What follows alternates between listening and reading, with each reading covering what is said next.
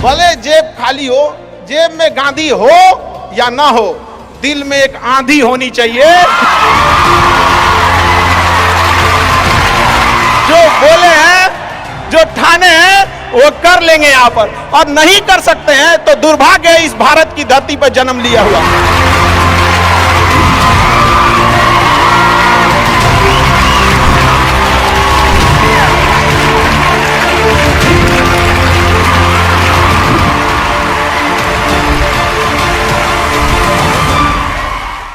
भारत में एंटरप्रेन्योर इतने बड़े संख्या में आ रहे हैं और काफी खुशी हुई इस चीज को देखकर कि भारत चेंजिंग की ओर जा रहा है अब अपने ओर। हमेशा सीखने की प्रवृत्ति रखिएगा। और आज के टाइम पे बाप रे, एक बहुत बड़ी समस्या ना कि दूसरे से प्रति जलन जरतुआही। जरतुआही समझते हैं हम लोग, बिहार का ठेठ भाषा है। पता नहीं आप लोग समझते हैं कि नहीं समझ? मतलब कौन कितना खुश है, मतलब उसका पड़ोसी जितना दुखी है वो उतना खुश है। ये सब चीजों से थोड़ा आज के समय में अपने आप को थोड़ा बचा के रखने की कोशिश कीजिएगा लोग, क्योंकि किसी के जलन वगैरह से नहीं होता। अक्सर देखिएगा ना, चूंकि ये एंटरप्रेन्योर है, बिजनेस का चीज है, तो एक छोटा सा देखिएगा ना, गांव में किसी के पास समोसा का दुकान चल जाता तो उसके बगल में एक और समोसे खोल देता है। अरे आप बहुत सारी चीजें हो सकती हैं। आप डिसीजन आप कभी भी किसी और के मर्जी से इन्फ्लुएंस होके लीजिएगा, वो कभी डिसीजन सही नहीं होगा। डिसीजन आपका अपना होना चाहिए, आप क्या कर सकते हैं। और ये जिस दिन आप पहचान गए, उस दिन समझिए आधा काम आप अपने से कर दिए यहाँ पर। और वो सबके अंदर कुछ ना कुछ है, ऐसा नहीं है कि ऊपर वाला आपको खाली हाथ भेजा, सबके अंदर कुछ ना कुछ है। और ये लोग भले कहते हैं कि खाली हाथ आए थे, ठीक है खाली हाथ आए थे, लेकिन खाली हाथ जाना नहीं है। इस देश का ऋण चुका के जाना है, समाज को कुछ दे के जाना है, एक अच्छे सिद्धांत, अच्छे कर्म को दे के जाना है। क्या कोई कह सकता है कि अब्दुल कलाम खाली हाथ गए थे? नहीं खाली हाथ गए थे। विवेकानंद खाली हाथ गए थे? अंबेडकर साहब खाली हाथ गए? नहीं गए। तो इस देश में हम खाली हाथ जरूर आए थे, लेकिन इस देश का कर्ज उतारना है, खाली हाथ लौटना नहीं है। कुछ ऐसे सिद्धांत अपने साथ है, कुछ अपने पीछे कुछ यादें छोड़ के जाना है, जिससे कि दुनिया याद कर सके हम लोग को। और हमेशा चीजों में ना अपनी ईमानदारी करिएगा। आप कितना ईमानदारी से काम करते हैं, कितना लगन से काम करते हैं, सफलता इसी चीज पे डिपेंड करती है। बाकी ऐसे चीजें कि भाई ये करना चाहिए, नहीं, बस आप कितना समय दिए हैं किसी चीज को, कितनी ईमानदारी से किए हैं, ये मायने रखता है आपको। आप किसी चीज को समय नहीं दीजिएगा, कभी सफल नहीं हो सकते हैं। और एंटरप्रेन्योर और बिजनेस, इस सब के चीज़ों में एक चीज़ बहुत बड़ी डिलेमा होती है ना, कि सोचते बड़ी ज़्यादा हैं लोग, प्लानिंग बहुत करते हैं। 6 महीना से उसका प्लानिंग ये चल रहा है। अरे भाई 6 महीना में कमवा शुरू किए रहते तो कुछ एक्सपीरियंस हो गया रहता, कुछ ठोकरें लगी होती। शुरू कर दो, चाहे जैसे करना है। यहाँ पर ऐसा थोड़ी हो सकता है कि एकदम फिनिश होकर काम करे। हर चीज़, जमीन से कभी पेड़ नहीं निकल सकता, पौधा ही निकलेगा। आज सीखिए, क्योंकि अगर कल कोई शुरू करता है आपके बाद, तो आपके पास उससे एक दिन का एक्स्ट्रा एक्सपीरियंस रहेगा। और हमेशा याद रखिएगा, अकल बादाम खाने से नहीं, ठोकर खाने से आती है। जितना ज्यादा आप ठोकर खाएंगे, उतने ज्यादा अकल आने वाली है। दुनिया का कोई इंसान जो सफल है, कह दे कि हमको ठोकर नहीं लगा है, या कोई कह दे कि हम एक ही बार में यहाँ आए हैं, कभी नहीं आ सकते हैं। यहाँ पर स्टार्टिंग कीजिए, यहाँ पे ज्यादा प्लानिंग व्लानिंग के चक्कर में नहीं रहे। कितना अच्छा आप प्लानिंग करके आइएगा ना कुछ चीजें गड़बड़ होंगी, क्योंकि किताबी नॉलेज, ये मोटिवेशन, ये सब चीजें, ये एक अलग चीज है। धरातल पे उतर के जाइएगा ना तो अलग चीज है यहाँ पर, और कभी बिहार में आके देखिएगा तो एकदम में अलग मिलेगा आपको। कितना ठोकर लगा है, ये बहुत मायने रखता है। क्योंकि ठोकर नहीं लगेगा ना, जिस पत्थर पे चोट नहीं पड़ती वो कभी मूर्त नहीं बनता है। तो इसलिए जितना आपको चोट लग रहा है, तो ये आपके लिए अच्छी बात है। क्योंकि बड़े बड़े लोगों की जिंदगी में मुसीबत आती है, वो मुसीबत ही आती है बड़े लोगों के लिए। क्योंकि फिल्म में जो सबसे टफ रोल होता है ना, वो बढ़िया हीरो के कंधे पे दिया जाता है। तो ये पृथ्वी पे भी ना ऊपर वाले को पता है कि ये बढ़िया हीरो है, इसको थोड़ा सा हम रोल देते हैं बढ़िया। तो बड़ी जिम्मेदारी देने से पहले ऊपर वाला भी ना आपको टेस्ट करता है, टेस्ट करके ही देखेगा कि नहीं करेगा। हम लोग छोटा सा कोई सामान खरीदते हैं तो उसको ठोक बजा के चेक करते हैं कि सह लेगा कि नहीं सह लेगा। एक छोटा सा बर्तन कोई खरीदने जाता है तो पटक के दिखाता है, देखिए मजबूत है। तो ऊपर वाला भी जब आपको बहुत बड़ा जिम्मेदारी देने वाला होता है ना, तो पहले सोचता है कि इसका थोड़ा सा टेस्ट कर ले। बहुत लोग टेस्टे में भाग जाते हैं, ए भगवान हमरा काहे लिए तुम मुसीबत लाया। यार जब ऊपर वाला तुमको खुशी दिया था तो थैंक यू कहना भूल गए थे, और जब मुसीबत दिया चेक करने के लिए तो परेशान हो गए। यहाँ पर इस चीज़ों से घबराना नहीं चाहिए किसी को। जिसके जिसके जीवन में कठिनाई आ रही है, आप समझिए कि आप एक सही रास्ते पे जा रहे हैं, क्योंकि वही रास्ता सफलता का है। और अगर आपके जीवन में कठिनाई नहीं आ रही है, आप गलत रास्ते पे हैं, क्योंकि सफलता का रास्ता बहुत कठिन होता है। और अभी डिजिटल इंडिया है गया, सबके हाथ में मोबाइल हो गया है। एक चीज, अगर आप बहुत आगे बढ़ेंगे ना तो एक प्रॉब्लम फेस करेंगे। बिना मतलब लोग आपके ऊपर उंगलियां उठाने लगेंगे, बिना मतलब, जिनको कोई मतलब नहीं है। आप देखिएगा तो मतलब अजीब लगेगा। इस सब चीज़ों से कभी मत घबराइएगा। ये कॉस्ट होगी, आपको चुकानी पड़ेगी जब आप बहुत आगे जाएंगे। तो आप लोग बहुत आगे जाएंगे तो पहले से माइंड मेकअप करके रखिएगा। कुछ लोग होंगे जो बिना मतलब आपसे सवाल पूछेंगे, इन लोग को कभी इंटरटेन मत कीजिएगा, क्योंकि अब भाषा थोड़ी हार्ड हो जाएगी, लेकिन एक हार्ड हो जाएगा तो हो जाएगा। बस भाषा, भाव को समझिएगा, भाषा का नहीं। कि कुत्तों की रेस में दौड़ने से घाटा यह है कि जीतने के बाद भी कुत्ता ही कहलाएगा आदमी। एक बार एक रेस में ना कुछ कुत्तों को दौड़ाया गया, बीच में शेर बांधा गया कि कौन तेज दौड़ता है। शेर दौड़ा ही नहीं, कहा कि जीत के भी क्या फायदा, जीतने के बाद वो कुत्ता कहलाएगा। समझा? तो जब आप आगे बढ़ेंगे ना तो ये कॉस्ट है, समझिएगा इस चीज को। पहले ये कम था, क्योंकि पहले लोगों के पास में हाथ मोबाइल वोबाइल कुछ नहीं था, मतलब काना फूसी में रह जाता था। लेकिन अब ये बहुत बड़े पैमाने पे हो गया। तो ये सब चीज़ों से बचिएगा, और ये आएगा आपके साथ में लाइफ में। ये चीज़ें जैसे हम आपको छोटा सा मतलब व्यवहारिक चीज पे बताते हैं। जब बहुत आगे जाएंगे ना तो कुछ कहेंगे अरे इसका प्रोडक्ट खराब है, इसका ये चीज, मतलब कुछ ना कुछ बोलेंगे।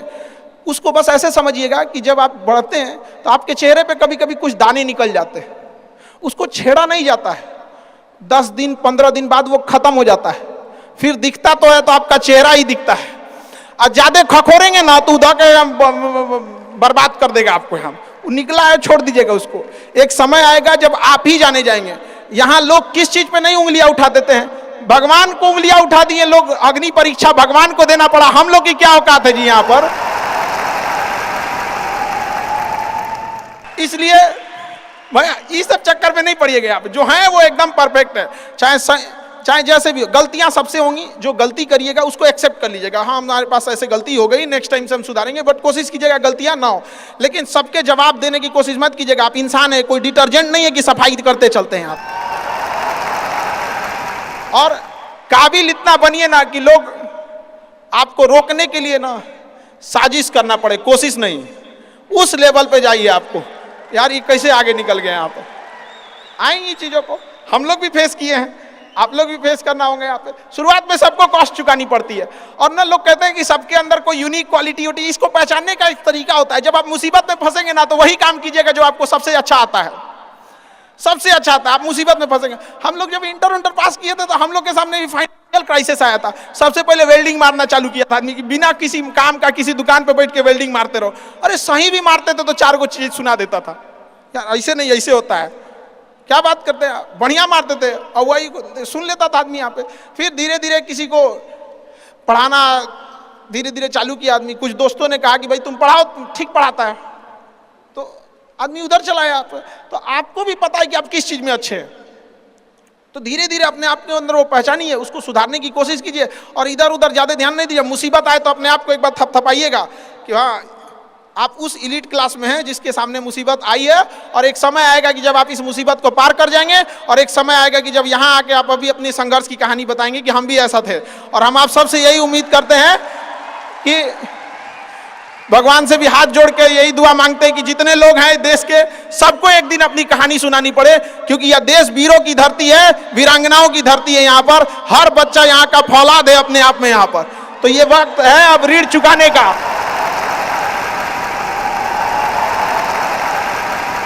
अब इस सदी में हमें अपना नहीं, अब इस देश का भी एक ऋण चुकाना होगा कि शायद पिछले जन्म में बहुत सौभाग्य, बहुत अच्छा काम किए होंगे तो हिंदुस्तान में जन्म लिए। वरना अगर जन्म के समय थोड़ा बहुत बॉर्डर क्रॉस करते ना, उधरिया हो जाते ना, अरे बाप रे बाप, अरे क्या दुर्दशा होता जिसका कोई हद नहीं। यहाँ पे थोड़ा सा बस उधर घसक जाते तो। लेकिन ये हम लोग का सौभाग्य। एक चीज हम लोगों ने गलती किया के बाद, हमने महिलाओं के पावर को ना अंडर एस्टिमेट कर दिया। हम लोग 1947 से जो पुरुष समाज है ये सोच रहा है कि देश को आगे ले जाने के लिए, अभी तक सोचिए रहा है। ये हम लोगों से गलतियां हुई हैं। और लड़कियों को हमने जो साथ छोड़ दिया महिलाओं का ना, बस यकीन मानिए जिस दिन भारत देश की महिलाएं पुरुषों के साथ कदम से कदम मिला ली, 10 साल में देश की सूरत बदल जाएगी, दुनिया देखते रह जाएगी। यहां पर हम इस चीज को ज्यादा समझ सकते हैं क्योंकि हमारी खुद की बहन नहीं, अपनी बहन नहीं, लेकिन अभी भी हम अपना घर देखते हैं ना तो लगता है कि बहुत बड़ी कमी है। और अगर बहन रहती तो चीजों को अच्छे से समेट के रख सकती थी। तो इसलिए हम देखेंगे हमको इंडिया में सबसे ज्यादा राखी बांधी जाती है, पूरे हिंदुस्तान में सबसे ज्यादा राखी बांधी जाती है। नहीं था तो हमारे यहाँ माझी जी थे ना, वो कहे कि भगवान के भरोसे मत बैठो, क्या पता भगवान तोरे भरोसे बैठा लो। तो बहन नहीं थी तो क्या दिक्कत है, दुनिया में सबसे ज्यादा राखी बांधी गई। अब मतलब आप सोचते हैं कि अगली बार, अभी इस बार 7,500 राखी बांधी गई थी, 7,500। हर साल रक्षाबंधन के बाद, पहले ही रक्षाबंधन से पहले हमको एक डॉक्टर अपॉइंट करके रखना पड़ता है कि सर मेरा ना ब्लड रुक जाएगा, इतना राखी बांधी जाती है। तो आप एकदम ना स्टैंड बाई पे रेडी रहिएगा वहां पे। इतना राखी बांधने के बाद एक आदमी आता है मेरा हाथ उठाने वाला, वो हाथ लेके चलता है, हम ऐसे चलते रहते हैं। तो खुश नसीब हैं वो लोग जिनके घर में बहनें हैं, जिनकी बेटियां हैं। आप उसकी कदर नहीं कर सकते हैं तो यकीन मानिए इसका बदला भगवान जरूर लेता है। आजकल लोग देखते हैं कि लोग बहू की कदर नहीं करते। अरे वो आपकी बेटी है, चेहरा बदल के वापस भगवान ने भेजा है आपको, नहीं कर सकते कदर ना, तो आपने भगवान की उस नेमत को ठुकरा दिया है। अब फिर घरे में मुसीबत आएगा तो कहेंगे कि पता नहीं क्या हो गया। चाहे चांद पे पहुंच जाइए, चाहे जितना भी आगे चल जाइए, अपनी सभ्यता संस्कृति को मत भूलिएगा वरना मिट जाइएगा आप यहां से। यूनान मिस्र रूमा सब लुट गए जहां से, लेकिन मगर है बाकी नामो निशा हमारा। कुछ बात है कि हस्ती मिटती नहीं हमारी, सदियों रहा है दुश्मन दौरे जहां हमारा। भारत को मिटाने की कोशिश की गई, मिटा कभी नहीं। इसलिए याद रखिएगा अपनी संस्कृति को नहीं भूलना है। और हमसे गौरवपूर्ण संस्कृति पूरे भारत, पूरे विश्व में किसकी है यहाँ पर, तो ये चीजों को थोड़ा सा आप लोग को ध्यान में रखना है और आपस में मिलजुल के एक देश वाली भावना लेके चलना है कि हम सबको मिलकर अब देश को अपना उस पुराना जो गौरव मिला था उसको वापस लौटाना है। और आप लोग आगे बढ़ेंगे, युवाओं में है, अब जिधर युवा चलते हैं उधर ही सब कुछ चल देता है। यहाँ पर तलवारों के साए पर इतिहास हमारा बनता है, जिस ओर जवानी चलती है उस ओर जमाना चलता है। आप युवा लोग हैं, आपको किसी कौन रोक सकता है यहाँ पे। मैं दरिया हूं, अपना हुनर जानता हूं, जिधर से भी गुजरूंगा अपना रास्ता बना लूंगा। तो युवाओं में यही तो एक है, भले जेब खाली हो, जेब में गांधी हो या ना हो, दिल में एक आंधी होनी चाहिए। जो बोले हैं, जो ठाने हैं वो कर लेंगे यहाँ पर, और नहीं कर सकते हैं तो दुर्भाग्य है इस भारत की धरती पर जन्म लिया हुआ, ये व्यर्थ हो जाएगा यहाँ पर। तो एक कहानी लिखना है जो आगे जाके सबको सुनाना है, और हर उस घर में 2 किलो अलग से मिठाई जाएगी जिस घर से आवाज आई थी कि इससे नहीं हो सकता है, अलग से एकदम ले भैया तेरे लिए स्पेशल है यहाँ पर। एकदम तारीफ करने वालों की कमी हो जाए, जलने वालों की कमी नहीं होना चाहिए। एकदम मिसाल बनिए। आप सब लोग को, हमारा आप सब लोग को ढेर सारा शुभकामनाएं, दुआएं। आपके ठोकरें आएंगी, लगेंगी ठोकरें, उसी को ठोकर लगती है ना जो चलता है, जो सुतल है बेड पे, ओकरा कौंची का ठोकर लगने वाला है। और ठोकर नहीं लगेगी तो नहीं आगे बढ़ सकते हैं। कामचोरों से तो इंडिया परेशान है, जो कुछ नहीं करता वो भी संडे को आराम करता है। अरे तोरे लिए कौंची का संडे यार, काम बस ईमानदारी से कीजिए। हम लॉकडाउन का एक छोटा सा एग्जांपल देते हैं। हमारे यहाँ एक लेबर था, जो नहीं काम करते हैं लेबर लोग, उनकी बहुत दुर्दशा हो गई लॉकडाउन में। रियल में एक्चुअली उनके साथ प्रॉब्लम क्या है ना, they don't have backup money. वो डेली कमाने वाले हैं, डेली खाने वाले हैं। उनका अगर 10 दिन का दिहाड़ी बंद हो गया ना तो उनके लिए बहुत दिक्कत आ जाती है। और लॉकडाउन में बेचारों के साथ क्या हो गया, अब इतनी पॉपुलेशन है, गवर्नमेंट भी कितना को देख सकती है, एक लिमिटेशन है वहां पर। तो उसके साथ बहुत दिक्कत आ गया। तो हमसे बेचारे, हम भी लॉकडाउन में खाली बैठे थे, तो हमसे बोले कि देखिए एक तो काम नहीं मिलता है तो हम लोग को महीना में 20 दिन मिलेगा, 22 दिन मिलेगा, हम लोग के पास बैकअप नहीं होता है। तो उसको हमने एक छोटा सा बात बोला कि भाई देखो, एक काम बस मेरा 1 महीना करके देखना, नहीं अच्छा लगे तो छोड़ देना। काम पे जाते कितने हो? तो बताया कि 8 बजे जाते हैं। अलग अलग शहर में वो काम करने वाले मजदूर जो आते हैं, मिस्त्री, उनका टाइमिंग अलग अलग हो सकता है। हमारे यहाँ 8 बजे आते हैं लोग, और फिर दोपहर में लंच करते हैं, शाम में 4-5 बजे 5 बजे चले जाते हैं। तो कहे 8 बजे के काम में आप कितने बजे जाते हो? कहा कि सर वही पहुँचते पहुँचते 7:15 हो जाता है, खैनी उनी बनाते चाय पीते 8:30 हो जाता है। हम कहे एक बात बताओ, ये आधा घंटा तुम किस में काटे? तो कहा कि जहां काम करने गए ना उनके में से। हम कहे नहीं, यही इस गड़बड़ है। आप अपनी जिम्मेदारी में से आधा घंटा काट लिए थे, आप वहां 15 मिनट पहले पहुंच के देखो। तो कहे आई क्या बोलते हैं मास्टर, पगला गए हैं एकदम। हम भाई देख तो 1 महीना काम करके देखो, बस तुम आप 15 मिनट पहले पहुंच के देखो। वो इंसान 15 मिनट पहले पहुंच जाता था, 5 मिनट पहले ही काम चालू कर देता था, बाकियों के आने से पहले। लंच पे जाते थे तो जब सब चले जाते थे 1-8 मिनट लेट से लंच जाते थे, कुछ नहीं होने वाला है।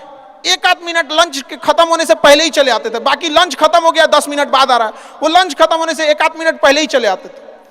जब सारे लोग 5 बजे चले जाते थे तो 5:05 पे जाते हैं। तो हमसे कहें कि खान सर ये आप बता रहे हैं नहीं, बहुत उटपटांग बात बता रहे हैं आप। हम भैया 1 महीना काम कर लो, हाथ जोड़ लेते हैं। आज के टाइम पे जब वो 1 महीना काम किया, 10 दिन के अंदर लोगों को हो गया यार कितना ईमानदारी से काम करता है। आज उसको फोन से लोग बोलते हैं कि भाई मिस्त्री खाली हो, फोन से बोलते हैं।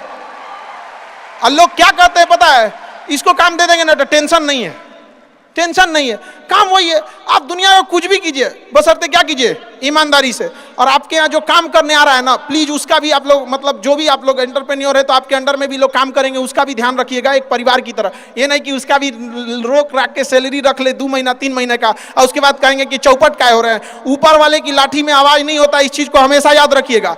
देखिए जैसे बड़ी कंपनी, याद रखिएगा, बड़ी कंपनी कस्टमर तक डायरेक्ट नहीं पहुंचती है, बीच में एक डिस्ट्रीब्यूटर रखती है, डायरेक्ट कस्टमर को सामान नहीं बेचती है। अगर किसी बिस्किट कंपनी को तो सोचिएगा बिस्किट डायरेक्ट नहीं देगी, बीच में क्या रखती है, डिस्ट्रीब्यूटर रखती है। उसी तरह ऊपर वाला भी ना सबको हाथ में डायरेक्ट पैसा नहीं देता है, बीच में एक डिस्ट्रीब्यूटर रखता है। हो सकता है आप एंटरप्रेन्योर वही डिस्ट्रीब्यूटर है, आपके माध्यम से गरीबों का चूल्हा जलता है, आप मत मारिएगा।